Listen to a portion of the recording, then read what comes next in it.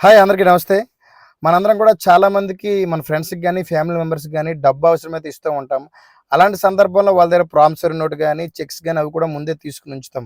కొన్ని సందర్భాల్లో వాళ్ళ టైంకి డబ్బులు ఇవ్వకపోవడం గాని, లేకపోతే మనకు రెస్పాండ్ అవ్వకపోతే మన సహనం కోల్పోయి ఇమ్మీడియేట్‌గా వాళ్ళకి ఫోన్ చేసి బూతులు తిట్టడం గాని, వాళ్ళ ఇంటికెళ్ళి కొట్టడం గాని, లేకపోతే వాళ్ళ ఇంటికెళ్ళి డిస్టర్బ్ క్రియేట్ చేయడం గాని, దానివల్ల ఎవరైతే అప్పిచ్చారో మనకే అది చాలా నష్టం కూడా కొన్ని సందర్భాల్లో చేస్తుంది. మనకి ఇన్ కేస్ వాళ్ళు డబ్బులు ఇవ్వకపోతే సాధ్యమైనంత వరకు వాళ్ళకి ఫోన్ చేసి చెప్పండి. లేపోతే పెద్ద మనిషి ద్వారా గాని, లేకపోతే మీడియేటర్ ద్వారా గాని ఆ విషయాన్ని వాళ్ళకి తెలియపరచండి. లేకపోతే లీగల్ నోటీస్ మీ లాయర్ గారి దగ్గర పంపించండి.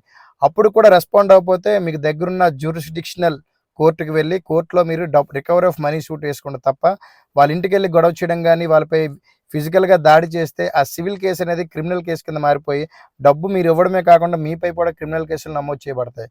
ఇలాంటి విషయాలు అందరూ గమనిస్తారని చెప్పి ప్రార్థిస్తున్నాను. చట్టం తెలుసుకోండి, హక్కులు తెలుసుకోండి, బాధ్యతగా బతకండి. ధన్యవాదాలు.